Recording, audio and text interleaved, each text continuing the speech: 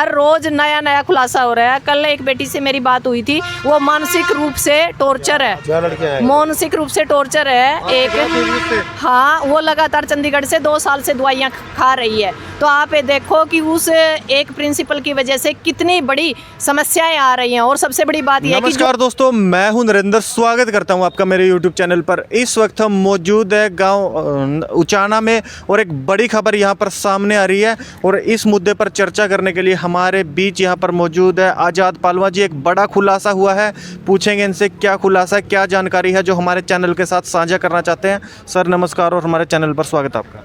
नमस्कार जी, और आपका भी स्वागत है। सर एक बड़ा खुलासा की बात आपने कही थी हमारे चैनल को, क्या खुलासा है एक बार डिटेल से बता दीजिए। देखिए 10 तारीख को यहाँ पर महापंचायत हुई थी, जिसमें खाप पंचायतों के, किसान संगठनों के और सामाजिक संगठनों के गणमान्य व्यक्तियों ने भाग लिया था। उसमें हमने 3 पारित करे थे प्रस्ताव। सबसे पहले तो मैं बार एसोसिएशन जींद का हार्दिक आभार भी जताना चाहता हूं और धन्यवाद भी करना चाहता हूं कि हमारे उस अनुरोध पत्र पर जो प्रिंसिपल ने ये FIR नंबर 310 थी, इस पर कड़ा संज्ञान लेते हुए प्रस्ताव पारित किया तुरंत मीटिंग बुला के कि हम इसकी पैरवी के लिए कोई वकील मुहैया नहीं करवाएंगे। जो दोषी प्रिंसिपल है यानी कि उसकी पैरवी के लिए बार एसोसिएशन कोई भी वकील मुहैया नहीं करवाएगा। बिल्कुल संगठनों का भी होता है और जो वकील साथियों ने बार एसोसिएशन ने हमारा साथ दिया है, ये बड़ा सराहनीय कार्य किया है। दूसरा सिक्किम जी, जो आज बार एसोसिएशन ने फैसला दिया है, क्या कहेंगे इसको लेकर आप? नहीं, बहुत बड़ा अच्छा फैसला है। आपको पता है कि जैसा इस केस में लगातार जो चीज़ें निकल के आ रहे हैं, तथ्य निकल के आ रहे हैं, उसमें सोचने की बात है कि 60 बेटियों का मामला था, बी और डीओ क्या कर रहे थे। और 300 जो हमारी एक कमेटी होती है ICC की कमेटी, हमने अभी पता किया है कि बी और डीओ के पास ICC की कोई कमेटी नहीं है, क्योंकि उसका जो काम होता है वो हर 3 महीने के बाद एक बार मीटिंग होती है और साल में एक बार जिला सत्र पे होती है। ये हर जगह मतलब ज़रूरी है जहाँ महिलाएं काम करती हैं या पढ़ती है या लिखती हैं।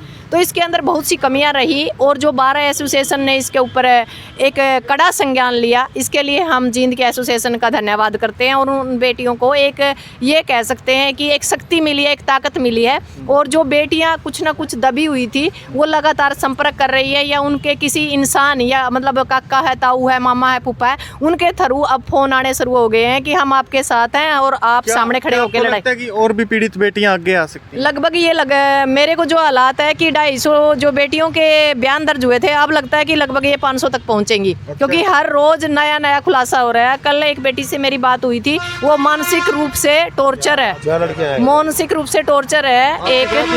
हाँ, वो लगातार चंडीगढ़ से 2 साल से दवाइयाँ खा रही है। तो आप ये देखो कि उस एक प्रिंसिपल की वजह से कितनी बड़ी समस्याएं आ रही हैं। और सबसे बड़ी बात यह है कि जो बेटियां शादी कर गई या जो बेटियां अगली क्लासों में चली गई, दूसरे स्कूल और कॉलेज तक बदल गए हैं, वो बेटियां भी अब सामने आना शुरू हो गई हैं। और इसके अलावा एक बड़ी और चीज़ हमने इसमें देखी कि 1.5 महीने तक इसको दबाया गया। इसके ऊपर जो राजनेता का हाथ है, वो राजनेता अब नए नए हथकंडे बनवा रहा है, जो नए लोगों को सामने खड़ा कर रहा है। राजनेता का नाम नहीं बताते आप? नहीं, प्रेस कॉन्फ्रेंस में भी नहीं बताओ, क्या नाम बताने की क्या जरूरत है? उसको भी पता और आपको भी पता और हमको भी पता। हमारे दर्शकों को नहीं पता। नहीं, सबको पता है जी, उचाना की जनता को पता है। और जिसको नहीं पता, 2024 में जब वो वोट लेने आएंगे, तब उसका नाम हम हर मंच से उजागर करने का काम करेंगे। क्योंकि जो ये कहते हैं कि हमारी धर्म भूमि है, हमारी कर्म भूमि है, उनका जवाब लोग जब लेंगे। क्या हमारी 60-70 बेटियों की इज्जत नहीं है? उन्होंने बयान देना, किसी ने भी राजनेता का नाम लिया नहीं है ऑफिशियली? नहीं, ऑफिशियली राजनेता, एक बात बताओ, पूरा हरियाणा में किसी राजनेता ने कोई बयान दिया?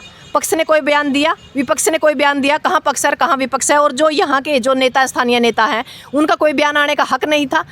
तो इससे ये तो नहीं साबित होता? नहीं साबित होता है, बिल्कुल साबित होता है, कुछ ना कुछ गड़बड़ है। यदि कुछ गड़बड़ है जब ही तो बयान नहीं दिया। नहीं, इतनी बड़ी मतलब है, एक बात बताओ, इतना बड़ा हत्याकांड वाला काम है ये। एक बात बताओ, राष्ट्रपति, राज्यपाल और महिला आयोग तक जो लिस्ट चली जाए और उसके ऊपर मतलब संज्ञान हो जाए, और उसके ऊपर इस इलाके के लोगों का ना बोलना, चुप्पी साधना, कहीं ना कहीं एक बड़े, हम तो ये कह सकते हैं कि एक बड़ी घटना की तरफ इशारा कर रही है। और कोई आज का मामला नहीं है।